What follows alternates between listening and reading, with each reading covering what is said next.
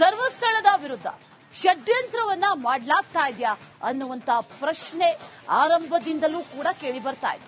ಇದೇ ವಿಚಾರಕ್ಕೆ ಸಂಬಂಧಪಟ್ಟಂತೆ ಬಿಜೆಪಿಯವರು ಮಾತಾಡಿದ್ದಾಯ್ತು. ಆದ್ರೆ ಮೊನ್ನೆ ಡಿಸಿಎಂ ಡಿಕೆ ಶಿವಕುಮಾರ್ ಒಂದು ಸ್ಟೇಟ್ಮೆಂಟ್ ಅನ್ನ ಕೊಟ್ಟರು. ಆ ನಂತರದಲ್ಲಿ ಚರ್ಚೆ ಬಹಳ ಜೋರಾಗಿ ನಡೀತಾ ಇದೆ. ಈಗ ಈ ಧರ್ಮಸ್ಥಳ ಕ್ಷೇತ್ರದ ವಿರುದ್ಧ ಷಡ್ಯಂತ್ರ ಆರೋಪಕ್ಕೆ ಸಂಬಂಧಪಟ್ಟಂತೆ ಡಿಸಿಎಂ ಏನ್ ಹೇಳಿಕೆಯನ್ನ ಕೊಟ್ಟಿದ್ರು, ಅದೇ ಹೇಳಿಕೆಗೆ ಸಂಬಂಧಪಟ್ಟಂತೆ ಲಕ್ಷ್ಮೀ ಹೆಬ್ಬಾಳ್ಕರ್ ಸಹಮತವನ್ನ ಸೂಚಿಸಿದ್ದಾರೆ. ನಾವೆಲ್ಲರೂ ಕೂಡ ಧರ್ಮಸ್ಥಳ ಮಂಜುನಾಥನ ಭಕ್ತರು ಅಂತ ಹೇಳ್ಕೊಂಡಿದ್ದಾರೆ.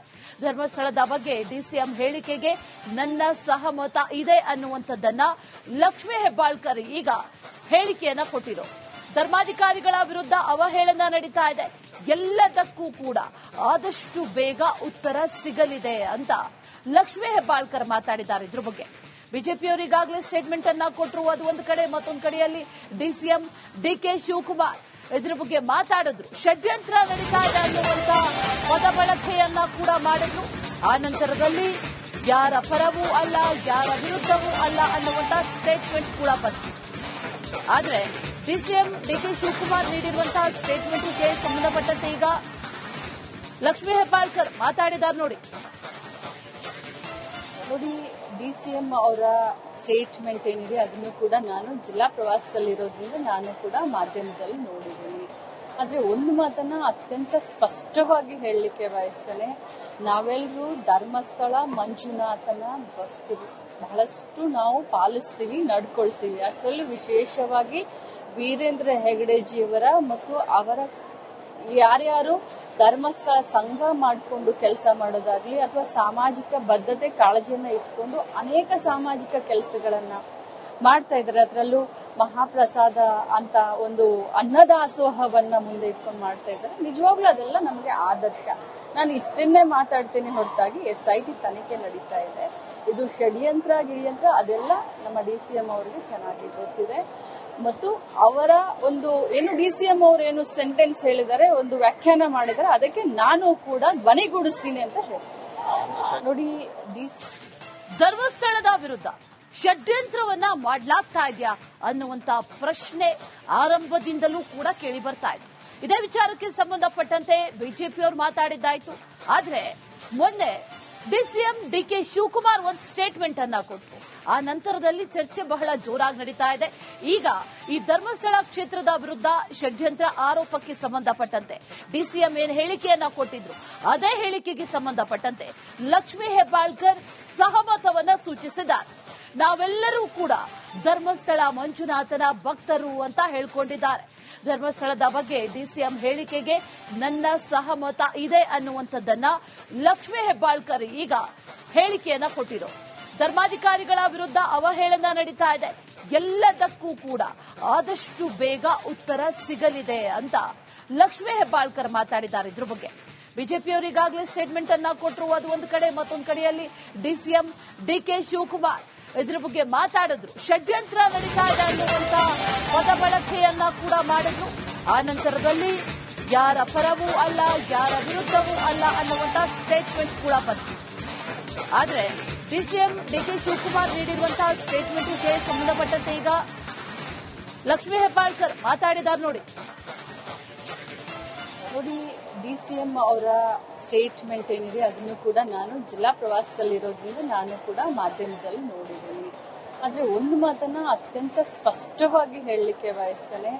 ನಾವೆಲ್ಲರೂ ಧರ್ಮಸ್ಥಳ ಮಂಜುನಾಥನ ಭಕ್ತರು, ಬಹಳಷ್ಟು ನಾವು ಪಾಲಿಸ್ತೀವಿ, ನಡ್ಕೊಳ್ತೀವಿ. ಅದರಲ್ಲೂ ವಿಶೇಷವಾಗಿ ವೀರೇಂದ್ರ ಹೆಗಡೆಜಿಯವರ ಮತ್ತು ಅವರ ಯಾರ್ಯಾರು ಧರ್ಮಸ್ಥಳ ಸಂಘ ಮಾಡಿಕೊಂಡು ಕೆಲಸ ಮಾಡೋದಾಗ್ಲಿ ಅಥವಾ ಸಾಮಾಜಿಕ ಬದ್ಧತೆ ಕಾಳಜಿಯನ್ನ ಇಟ್ಕೊಂಡು ಅನೇಕ ಸಾಮಾಜಿಕ ಕೆಲಸಗಳನ್ನ ಮಾಡ್ತಾ ಇದ್ದಾರೆ. ಅದರಲ್ಲೂ ಮಹಾಪ್ರಸಾದ ಅಂತ ಒಂದು ಅನ್ನದಾಸೋಹವನ್ನ ಮುಂದೆ ಇಟ್ಕೊಂಡು ಮಾಡ್ತಾ ಇದ್ದಾರೆ. ನಿಜವಾಗ್ಲೂ ಅದೆಲ್ಲ ನಮಗೆ ಆದರ್ಶ. ನಾನು ಇಷ್ಟನ್ನೇ ಮಾತಾಡ್ತೀನಿ ಹೊರತಾಗಿ SIT ತನಿಖೆ ನಡೀತಾ ಇದೆ.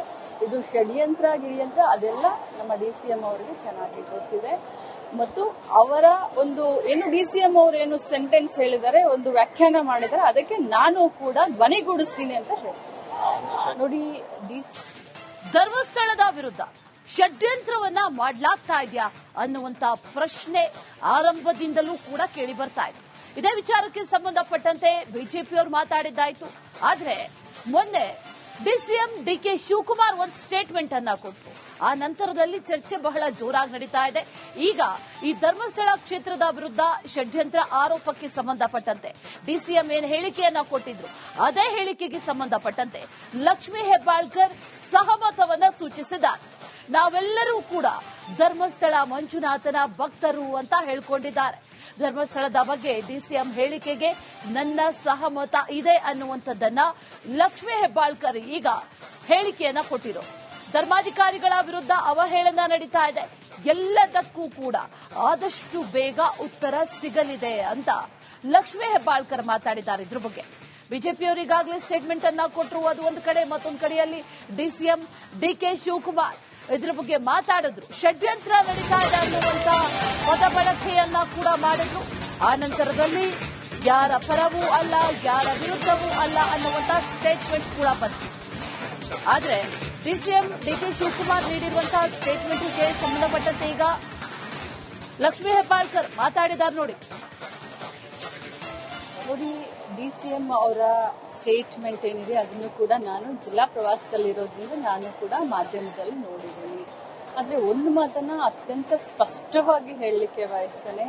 ನಾವೆಲ್ಲರೂ ಧರ್ಮಸ್ಥಳ ಮಂಜುನಾಥನ ಭಕ್ತರು, ಬಹಳಷ್ಟು ನಾವು ಪಾಲಿಸ್ತೀವಿ, ನಡ್ಕೊಳ್ತೀವಿ. ಅದರಲ್ಲೂ ವಿಶೇಷವಾಗಿ ವೀರೇಂದ್ರ ಹೆಗಡೆಜಿಯವರ ಮತ್ತು ಅವರ ಯಾರ್ಯಾರು ಧರ್ಮಸ್ಥಳ ಸಂಘ ಮಾಡಿಕೊಂಡು ಕೆಲಸ ಮಾಡೋದಾಗ್ಲಿ ಅಥವಾ ಸಾಮಾಜಿಕ ಬದ್ಧತೆ ಕಾಳಜಿಯನ್ನ ಇಟ್ಕೊಂಡು ಅನೇಕ ಸಾಮಾಜಿಕ ಕೆಲಸಗಳನ್ನ ಮಾಡ್ತಾ ಇದ್ದಾರೆ. ಅದರಲ್ಲೂ ಮಹಾಪ್ರಸಾದ ಅಂತ ಒಂದು ಅನ್ನದಾಸೋಹವನ್ನ ಮುಂದೆ ಇಟ್ಕೊಂಡು ಮಾಡ್ತಾ ಇದ್ದಾರೆ. ನಿಜವಾಗ್ಲೂ ಅದೆಲ್ಲ ನಮಗೆ ಆದರ್ಶ.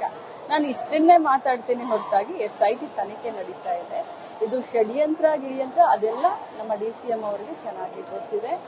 ಮತ್ತು ಅವರ ಒಂದು ಏನು ಡಿಸಿಎಂ ಅವರು ಏನು ಸೆಂಟೆನ್ಸ್ ಹೇಳಿದ್ದಾರೆ, ಒಂದು ವ್ಯಾಖ್ಯಾನ ಮಾಡಿದ್ದಾರೆ, ಅದಕ್ಕೆ ನಾನು ಕೂಡ ಧ್ವನಿಗೂಡಿಸ್ತೀನಿ ಅಂತ ಹೇಳ್ತೀನಿ. ನೋಡಿ, ಧರ್ಮಸ್ಥಳದ ವಿರುದ್ಧ ಷಡ್ಯಂತ್ರವನ್ನ ಮಾಡಲಾಗ್ತಾ ಇದೆಯಾ ಅನ್ನುವಂತ ಪ್ರಶ್ನೆ ಆರಂಭದಿಂದಲೂ ಕೂಡ ಕೇಳಿ ಬರ್ತಾ ಇದೆ.